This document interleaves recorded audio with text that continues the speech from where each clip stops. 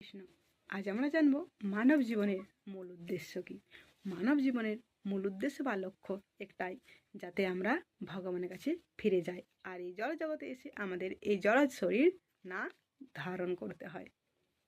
আমাদের ব্যবসা করতে হবে, ইনকাম করতে হবে, চাকরি বাকরি করতে হবে, অবশ্যই করতে হবে, কারণ আমাদেরও পেট চালাতে হবে।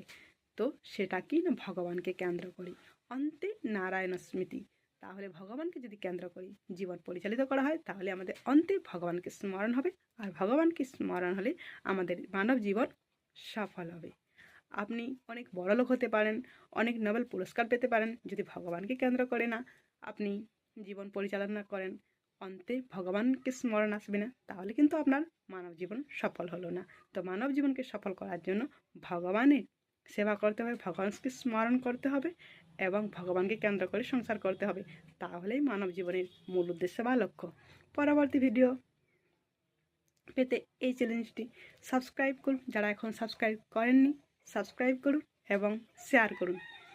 পরবর্তী আলোচনা পরের ভিডিও। হরে কৃষ্ণ।